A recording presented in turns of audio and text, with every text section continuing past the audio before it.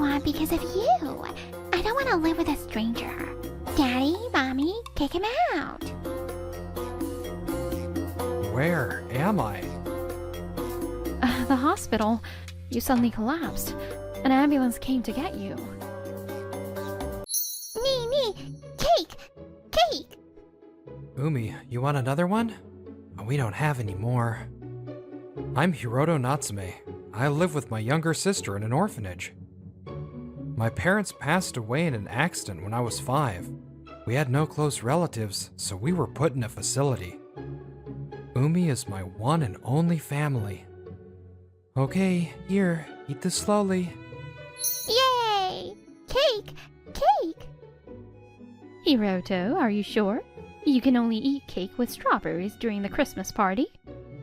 Oh, no, it's okay. I'm sure Umi wants it more. I'm the big brother. I see. How nice, Umi. Let's say thank you. Thank you, Nini. A year later, our life suddenly changed. A couple wanted to take in 2-year-old Umi. Umi's leaving. No, this is a good thing. I should be happy. Uncle? Auntie? Take care of Umi. Umi doesn't like tomatoes, but she's a good girl. I told them that she loved strawberry cakes. The two of them looked at each other and hesitated. Oh, okay. Even if we were separated now, we'll see each other later. I kept that wish in my heart and sent her off. The days afterward were lonely. Another year later, when I was 7, I was taken in by the Higi family. The father's name was Suguru, 30, and the mother was Shizuki, 29. From today, I'm gonna be your father. Nice to meet you, Hiroto. The two of them had done fertility treatments but couldn't get pregnant, so they had decided to adopt. From this day, I became a Higi, not a Natsume. I was living happily with them, but... There, Konomi. You're so cute, like your mommy. A year and a half after I was taken in, my adoptive parents gave birth to their child, Konomi. There was a vast difference in their love for me and her. I was treated like a burden. Hey, why don't you wash your own dishes? I'm sorry. Time passed and I was 15. Konomi was 7. Maybe it was because she saw how my adoptive parents treated me, but Konomi did not like me. Konomi had to put up with me, but she realized that her life was harder because I was there. I can't do what I want because of you. I don't want to live with a stranger. Daddy, Mommy, kick him out. Yeah, Konomi is right. You have no place in this house. Get out when you start high school. Okay. When I started high school, I moved into a cheap apartment and started living alone. I'm glad I was approved for that part-time job. If I wasn't, I wouldn't be able to survive. I had explained that I had to live alone in high school, and fortunately, they accepted. Every month, I got child support in the amount of 90,000 yen. It was for the adoptive parents to raise me, but the money was sent to me. But it wasn't enough for me to live, so I had to make my own money. During the day, I went to high school. After school, I worked. All the money I earned went to living expenses, so I couldn't save anything. There was no way I could go to college, so after graduating, I decided to work as a cleaner for office buildings. It's been 4 years now. Good work today, Higi. Oh, hello, Miss Kisaki. That was Yuka Kisaki. She worked for an IT company called Lovekoi Solutions. She started working here at headquarters this year. She always said hello when she saw me. You always work so hard. Thank you. Oh, it's nothing. This is all I can do. Miss Kisaki was the daughter of the company president.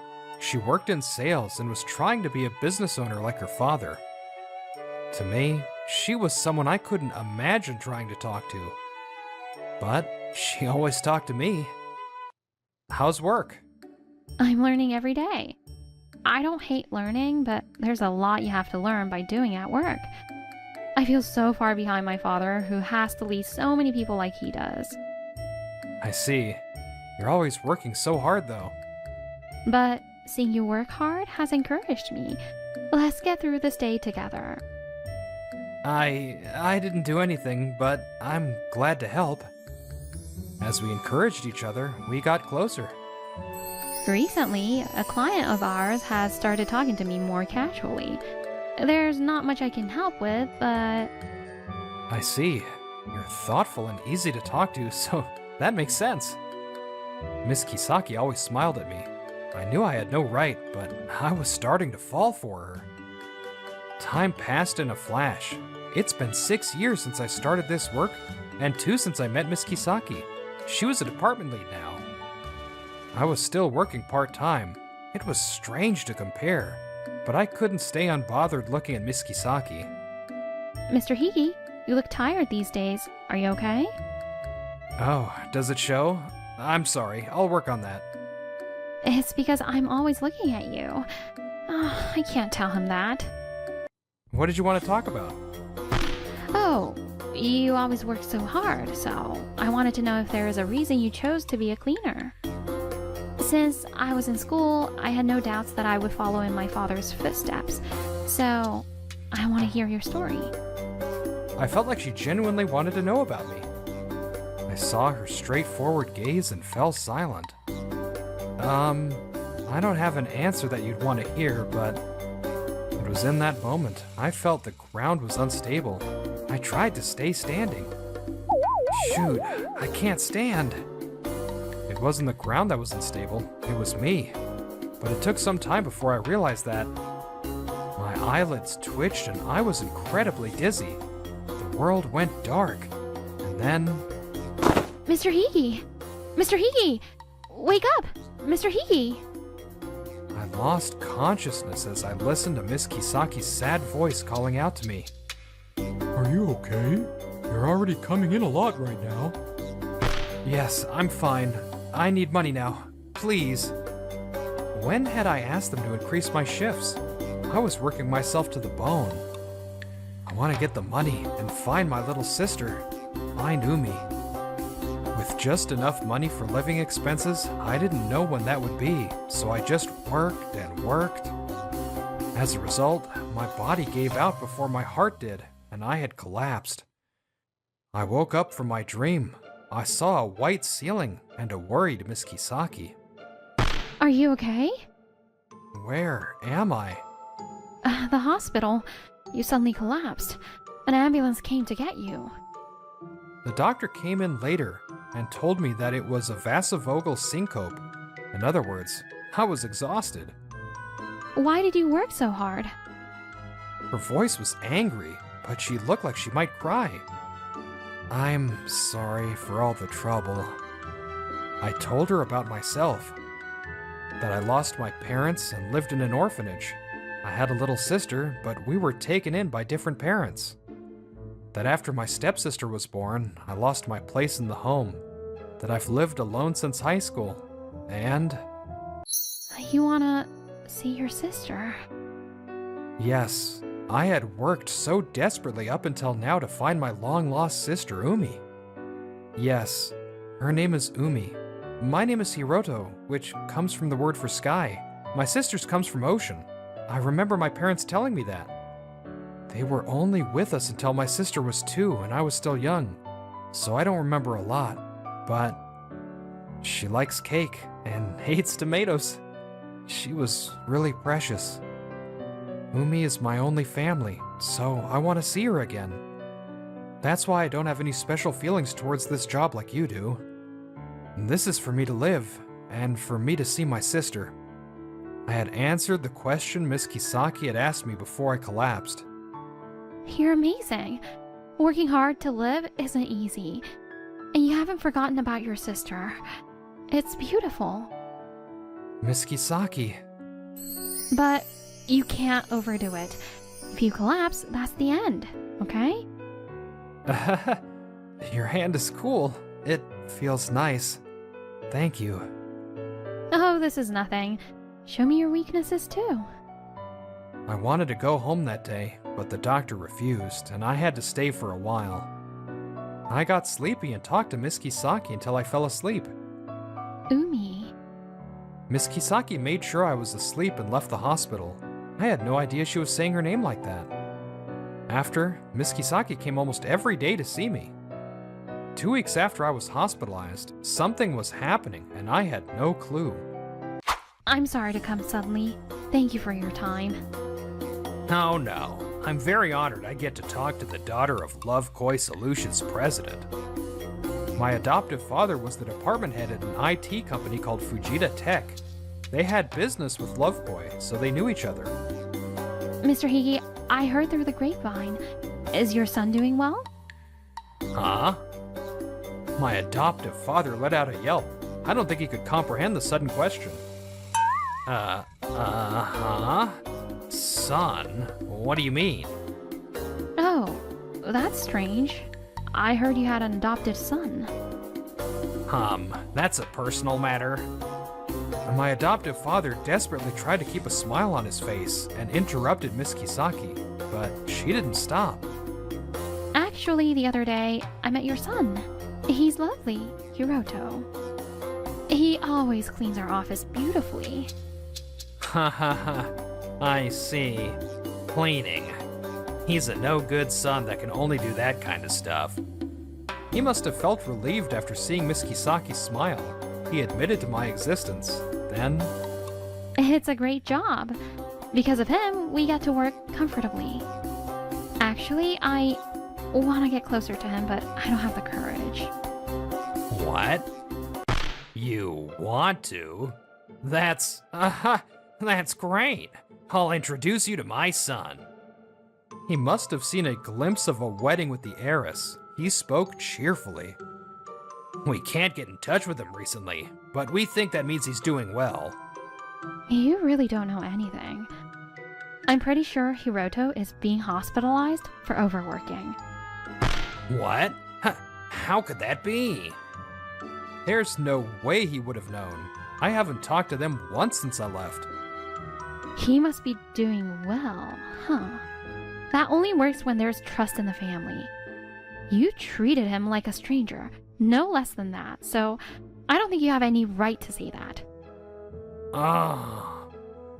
Actually, a couple has been looking for Hiroto. Through me, they were able to find each other. A couple? Who could that be? And don't worry, you'll find out soon enough. She smiled widely. A man walked in, and my adoptive father shook. Meanwhile, at the Higi household... Excuse me, is Hiroto here? Lady, what are you doing here? There's only a cute little daughter named Konomi here. That's strange. I heard he should be here. What? You came for that guy? Do what you want then. The woman was at a loss for words. Konomi, what's wrong? I heard someone come. Who are you? Oh, Mommy, this person came to see that weirdo. Nice to meet you. I'm taking care of Hiroto's sister. We're the Rindos. I'm gonna jump in. You chose to take in a child and are calling them a weirdo. Isn't that a bit selfish? These children have no choice but to live there no matter how they're treated. My adoptive mother's eyes glinted with suspicion for a second, but she understood quickly and went pale. You act like a parent when it's convenient and kick them out when you don't need them. You call yourself a mother? You can't just say that. I went through all that pain to give birth to her. Of course our own child is more precious. Yeah, it doesn't make sense that my life is limited because of that guy. I'm the real daughter. He's a stranger. Once you're in high school, you can work and make your own money, so of course, he was kicked out. You were the ones that decided to take him in. I'm shocked at your selfishness. Don't worry about this lady, Mommy. Why should my parents have to care about a stranger? And I told you, he left. He's an adult, so he'll manage. Hiroto must have suffered with a sister like you. What? My sister had very high self-esteem. She was furious. I'm sorry. That's a lovely outfit you've got on. From what I can see, you have some brand name items too. What? You have some taste, I guess. Oh my, since we could afford stuff like this, I guess it's nice that he came to us. Konami, stop! She had gotten carried away from the compliments. My adoptive mother tried to stop her, but it was too late. I knew it. You've been skimming from the money that should have gone to Hiroto. No, we... Why did he have to work while he was in high school then? I'm a foster parent, so I know that normally you get child support of around 140,000 yen when you adopt a child. You need to be thrifty, but if you had given him all of it, he wouldn't have had to work. But what I heard was that Hiroto only received 90,000 a month. Where did the 50,000 go then? They had taken some of my child support money and given it to Konomi. While I was struggling, they were living it up. After confirming the truth, Miss Rindo pushed down her fury and continued. If this was going to happen, we should have taken him even if we didn't have the means. The Rindos had wanted to take us both. But Umi was still in diapers. The people around them had said that taking in two at once would be too difficult. They had the wiggle room to take in one more, but a year later. What? He's been adopted? I see. They came to see me at the orphanage to adopt me. But I was already with the Higis then. We plan on making up for not being able to take him in before. It takes time to heal a broken heart, but we have to get back what was stolen from him. The money he should have received. You will pay him in full. What? A while later, the amount that I should have received from them was summed up. It became clear that they had all the money I should have gotten when I was 18 and my parents' inheritance. They had used the money, but they had to give me everything that was left. It's your fault! You said we could use this money! They had to pay around 4 million yen. Their standard of living dropped significantly and suddenly. You've angered the love koi heiress. Look what you've done. On top of everything, it became a big deal at work, and my adoptive father was demoted and his pay was cut. That family was using their adopted child's inheritance and money to do all that. They're terrible. As for my adoptive mother and sister, the neighbors judged them for their extravagant lifestyle. Because of all that, the family fell apart. I didn't know that you knew Umi's adoptive father.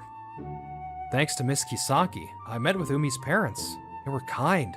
I was relieved. I couldn't believe it either. Should I let Umi know that she has a brother? When I do, will Umi resent us for taking her away from her brother?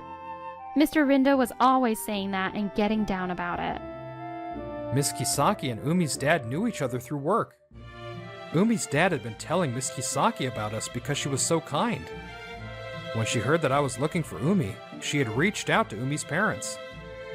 I'm sorry, Hiroto. We couldn't take you in, and you suffered. And we hid the fact that she had a brother from Umi. We should have looked for you sooner and let you meet Umi. We can't apologize enough. Raise your head, please. I'm so grateful you took Umi in. You don't have to apologize. If Umi is well, that's enough for me. After a while, 4 million yen was deposited. It was everything I was owed. I realized that a lot of people had worked behind the scenes for me. I was truly grateful. I want to use this money to study so I can work for Love Koi Solutions. A week later, Miss Kisaki and I were at the Rindos as an acquaintance of Mr. Rindo. Mr. Higi, Miss Kisaki, nice to meet you. Thank you for coming. I was speechless after seeing a grown Umi. I held back tears and held out the cake I had brought. Umi doesn't remember that I'm her brother. I was prepared for that. You're so big now. In my memories, you could barely speak. Mr. Higi, please pick a cake first. But I'm the visitor here. It's okay. I'm happy you came. Also, I don't know why, but I want you to choose first. We just met, so I wonder why. Thank you. Then I will. I remembered the strawberry cake I gave to Umi that day and felt a sting in the back of my nose. I was happy. Even if we were apart, maybe we were bonded as family. I wonder if I'll ever tell Umi that I'm her brother. The future is bright. I would move forward alongside my partner, Miss Kisaki. I can't believe it. Do low-class people just pick up things like that? What? No. I just thought someone might have lost it. You'll catch a cold. Huh? Who are you? Sorry. This thing's practically falling apart. I'm sure you don't want it. Take care of things. Many people have been told this or have said it to others. Everyone has something important to them, something they strive to protect. Yet in this world, the things I cherished were always despised by others. Kensuke! Tomorrow's a day off. Take me somewhere? My name is Kensuke Kitami, a 23-year-old system engineer with a technical degree. And this is Kinugi Shinomichi, the daughter of my company's CEO and also my girlfriend. Sorry, I have something to do tomorrow. Again? You've been turning me down a lot lately. My aunt isn't feeling well. I'm sorry. As I nodded along to her complaints, I kept walking. Then, this is an old watch. Someone must have dropped it. A lonely-looking, worn-out pocket watch lay abandoned on the roadside. I felt strangely drawn to it and picked it up. Kensuke, what are you doing? Huh? Oh, this? It caught my eye. It's old, but it looks expensive. Wait. Are you serious? Did I say something weird? She looked utterly disgusted. I can't believe it. Do low-class people just pick up things like that? What? No. I just thought someone might have lost it. That broken watch? If someone dropped it, they obviously don't want it anymore. You don't know that. It might be something very precious to them. Unbelievable. You're probably thinking about pawning it off or something, aren't you? You're good at your job, and you're decent looking, so I liked you, but this is too much. Goodbye. With those parting words, she left me. They don't need it anymore, huh? I haven't heard that in a while. I didn't feel like chasing after her. I've never been the type to cling to people, and I didn't feel any attachment to her either. You might have been something precious to someone too. I absent-mindedly brushed off the dust with my fingers, whispering to the unknown owner of the pocket watch. The scars on my worn-out heart ached. Last night this guy's creepy old watch started making noise again. I can't take it anymore, it's so weird. I'm sorry, but it's important to me. It was a memory from long ago. A time when I was being passed around between relatives as a child. I had no parents. When I was 6, they died in an accident. The adults treated me like something fragile, desperately searching for a convenient excuse to get rid of me. They don't understand. This watch, it's all I have left. Even as a child, I had resigned myself to being passed around. No matter where I went, it was always the same. My parents were gone. Then, one day, the Furuki couple, distant relatives, came into my life. Kensuke, bring everything important to you. Come live with us. Unlike the others, their eyes held kindness. Hey, did you hear? Katami picked something up off the street during his date yesterday and took it to a pawn shop. I never imagined him doing something like that, but now that I think about it, he does own a lot of old things. The next week at work, rumors had spread. I got to witness firsthand the power of being the CEO's daughter. I never even went to a pawn shop, but whatever. People leave eventually. No matter how much you treasure them, it doesn't matter. He said I'm an old the woman nobody wants. But he picks up old junk and keeps it for himself. That's awful. Just because he's good at his job doesn't mean he can treat women like that. Her lies grew more elaborate, and my place in the company was gradually being raised. I never said any of that. She must have realized she couldn't back down now. To keep from being exposed, she piled lie upon lie, systematically concerning me. I decided I wasn't going to waste any more time on her or the people entertained by her lies. Thank you for everything. Wait, are you really quitting? Don't you feel bad leaving your colleagues behind? The office stared at my sudden decision. It wouldn't be easy to find someone to replace me. Some people, conveniently ignoring how they spread rumors for fun, tried to stop me, but my decision was final. Kanugi, the root of it all, had finally gone pale, but that was her problem, not mine. For now, take your time and focus on taking care of yourself. And so, I left my job. I didn't have my next move planned. When I told the Furuki couple, the ones who raised me, they just smiled. That's right, Kensuke. If you ever need anything, just come home. This is your house too. Thank you, Uncle Aunt. I'm going for a walk. It's been a long time since I came here. This was the small park in the town I moved to when the Furuki couple took me in. I used to hide inside that playground equipment. Then Uncle and Aunt would always come and find me. Some of the familiar structures were gone, probably removed due to aging. Old things eventually disappear. That's just how the world works. Then why? Why does it hurt so much? A crying voice echoed in sync with my own pain, drawing my gaze upward. Huh? That woman? Why is she crying here? Normally I wouldn't have paid any attention, but for some reason, I couldn't ignore her. As if drawn to her, I stepped forward, the sound of my feet shifting the sand beneath me until I stood before her. You'll catch a cold. Huh? Who are you? Just a passerby. Here, wipe your tears. I held out a handkerchief and immediately realized my mistake. The one I offered was old, worn from years of use. Sorry. This thing is practically falling apart. I'm sure you don't want it. Thank you. I'll borrow it. Eh? Sure, here.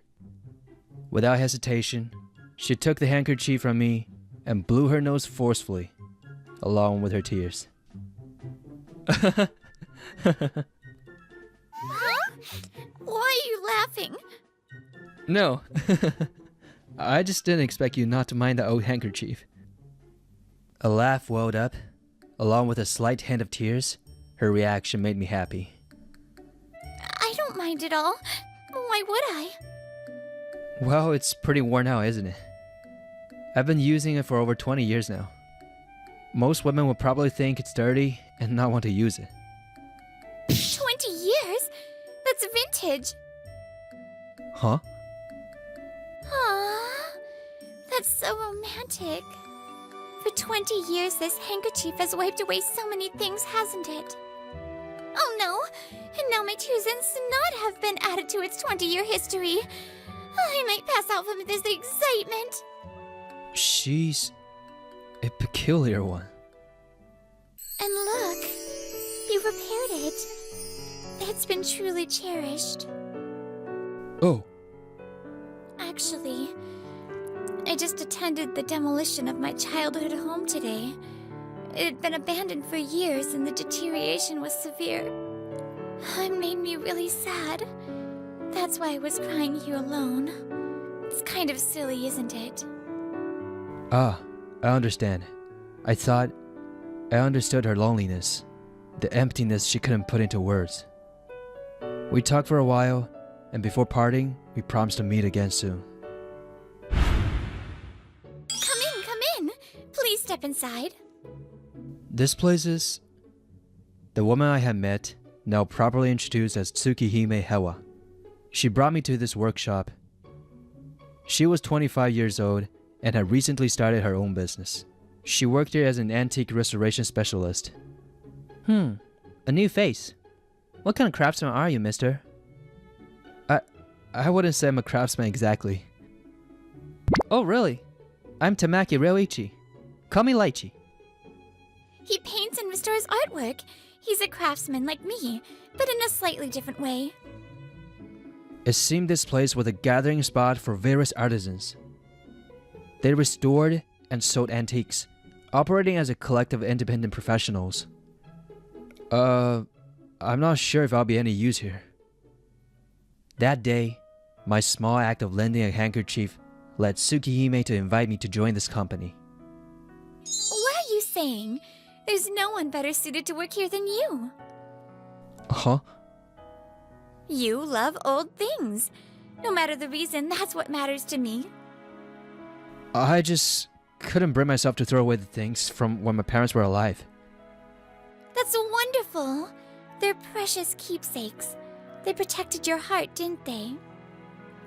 People always talk about impermanence and letting go of attachments. But honestly, I think it's sad when beautiful things disappear completely. In an age where minimalism is all the rage, shouldn't there be at least one place that values preservation? Don't you think so? Looking at her smile, the pain in my heart, which had long been festering, suddenly felt a little lighter. Yeah, I do. Tsukihime, please let me work here. Huh? Of course. I'm looking forward to it. And so, I joined the workshop as Tsukihime's apprentice and learned restoration techniques. But I also wanted to be useful right away, so I leveraged my skills to develop a management system. I built an internal system to handle everything, from acquiring antiques to tracking repairs and sales. Whoa! This makes everything so much easier. Kensuke, you're amazing! Yeah, we're all artisans and restorers here, so we were really lacking in organization. You are seriously cool, Kensuke. I'm glad I could help. The work was fulfilling. Having spent years preserving my parents' keepsakes, I found that experience coming in handy. Looks like you're having fun, Kensuke. Tsukihime was incredibly skilled. After finishing a specialized school, she had trained under a master craftsman. Maybe someday I can fix the old pocket watch I found. In the end, I couldn't bring myself to throw it away. I had tried taking it to a police station, but they wouldn't accept it as a lost property since it was clearly broken and had no value. So I took it home with me. No value. Huh. I wouldn't let them say that forever. Someday, my attachment to the past might be my downfall. But for now, I want to embrace that part of myself. Another system error? What's going on? 6 months had passed since I left my previous job. The office I once worked in was now filled with tension. We don't know. Katami always handle these kinds of issues. You call yourself engineers? If that guy could do it, why can't you? Ugh! What am I supposed to tell my father now? This is all your fault! Kanugi only cares about how she'll explain things to her father, not about fixing the actual problem. She really has some nerve, acting like this after everything she did to drive him out. Yeah, but we were just as guilty for spreading rumors. Yeah, Katami always helped us, but we turned on him. We were awful. The other engineers who had pushed me out regretted it. But that had nothing to do with me anymore. I held no lingering attachments. Ugh! This is so infuriating. Why do I have to deal with this crap? It's all his fault for quitting. I'm going crazy! Damn you, Kensuke Katami! Unlike my former colleagues, she bore no guilt, only resentment toward me. Hello. You must be Kanugi Shinomichi. Unaware of the chaos of my old workplace, I was out drinking with Tsukihime and Tamaki. The police contacted me. Apparently, a nearby recycling shop had been receiving a lot of stolen goods lately. We need to be extra careful with our sourcing. Our business deals with what's legally classified as secondhand goods. Anything previously owned, repaired, or even unused but sold for future use falls under that category. To operate, we needed a secondhand dealer license. If we ever unknowingly buy stolen goods, we could face legal consequences. I had no idea I used to be an administrative scrivener, Lychee. Right? People always find it surprising. I actually handled all the licensing paperwork for our boss when she started this company. You really helped me back then. After helping Tsukihime with the business paperwork, Tamaki decided he wanted to be a craftsman himself. Everyone has their own past, huh? Maybe it was the alcohol, but I found myself feeling a bit sentimental, just as we were about to head to a second bar. I found you! Kensuke, I've been looking everywhere for you. The person rushing toward me as if about to bounce was Shinomiji Kanugi, the last person I ever expected to see again. What do you want, Shinomiji? What do you mean, what do you want? Everything's a mess because of you. Fix it. I have no idea what you're talking about. If you don't explain, there's nothing I can do. Don't play dumb. The other day, that foster parent of yours, some guy named Furuki, came to my company. Huh? Furuki? A man? Does she mean Masato? And apparently he's some big shot client of ours. Why did you say anything? You told me you didn't have parents, that they died when you were little. Why would someone who doesn't even consider you their child throw away a business deal for you? That's right. The man who raised me, Furuki Masato, is an executive at the company that used my former system. He threw away the deal? I had no idea. Besides, Uncle isn't the type to make business decisions based on personal feelings. Lies! He told me himself. You've done quite a number on Kensuke, haven't you? That boy was shuffled from house to house before he finally came to us. Kensuke is our one and only son. Do you understand that? That has nothing to do with me. Wait, but he said he didn't have parents. That's true. We wish to be his parents, but we could never truly replace his real ones. His wounds run deep, and that is our failing. But even for parents who aren't perfect, there are still things we can do. He always wore a gentle smile. Even I had never seen him angry before. I will never forgive you for hurting my son. Be ready for the consequences. Furuki Masato and his wife had saved me from being passed around like an unwanted burden. Their love was real. But I was always afraid. Afraid that if I depended on someone, I'd eventually lose them. Uncle must have realized this and chose to watch over me gently, never pressuring me. Hearing her story, I fell silent.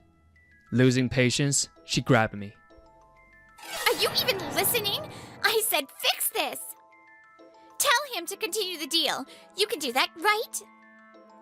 If you don't, my father will. He'll scold me. Hey, let go! You're gonna rip my jacket! Shut up, shut up, shut up! It's just some old rag anyway. The sound of something breaking. I hated that sound. It rang in my ears, telling me exactly what had happened. Huh? Wait, I didn't think it would actually tear. I mean, was it really that old? Honestly, a grown man wearing a tattered jacket all the time is way weirder. You're still just as pathetic and filthy as ever. Enough! What? Pathetic and filthy? You wouldn't understand, but this jacket is something Uncle gave me when I got my first job. It's important to me. Whenever it got worn down, I repaired it, making sure it never fell apart. Everything wears down with time. Everything grows old. But in return, they carry memories, people's emotions, and thoughts. And I despise people who mock things without knowing their meaning. The emotions I had suppressed, festering like sludge inside me, erupted in a shout. It felt like my throat was ripping apart, but I didn't care. Your company's engineers contacted me the other day. They said they were sorry. Huh? I didn't care in the slightest, but they also told me that constant system errors had lowered the company's standards. Uncle probably saw that too. He's not the kind of man to let bad business slide. Tsukihime, Laichi, I'm heading home. I need to see Uncle and Aunt. Alright, leave this to us. You have something you need to say, don't you? Yeah, thank you. Wait, Kensuke, if you're going to see them, then It's about time you learn to read the room. What? This has nothing to do with you two. It does. Kensuke is our valued employee now. My apprentice, too. Apprentice? What the hell did he even learn from someone like you? Nothing you could ever understand. Someone who destroys things and refuses to apologize has nothing to learn here. Later, I found out that the two of them had put Kanugi in her place on my behalf. Dear, you'll catch a cold if you stay out here too long. At that time, the Furukis were enjoying a peaceful evening under the moonlight. Saiko, I'm sorry I was never able to give you a child. Furuki and Masato had a condition that prevented them from having children. After overcoming their hardship, they chose to take me in. What are you talking about? We have Kensuke, don't we? Yeah, you're right. We do. If only I could have been his real... I'm home! Kensuke, what are you doing here at this hour? I need to tell you something. Running at full speed for the first time in years, I was out of breath. Tears welled up inside me, making it hard to form words. I always thought it was just how things were. Ever since I was a kid, I believed I was alone. So I clung to my parents' mementos. Because if I lost even those, then I would truly be alone in this world. Even when you and Aunt gave me a place to belong, I was scared. Scared that one day I'd lose you too. I was too afraid of losing something important, so I pretended not to see it. But the truth is, I couldn't say the rest. It felt selfish. Like it was too little, too late. I worried I had waited too long, but... Kensuke, tell me, have we been your parents? Your family? Thank you for raising me. For giving me a home. Dad, Mom. Kensuke, you... I'm so glad. Welcome home, Kensuke. Now a little about what happened afterward. Kanugi caused the loss of a major client, which was the final straw for her father, the company president. On top of that, the president had once valued me as an exceptional employee. When he found out that his own daughter was the reason I left, he exploded with rage. Papa, I'm so sorry. After being disowned, she also lost her job and resorted to reselling goods to survive. Ma'am, these items are stolen property. We cannot buy them. Huh? No way. Please do something. She ended up in trouble when she unknowingly stocked stolen goods, only to be rejected when she tried to sell them.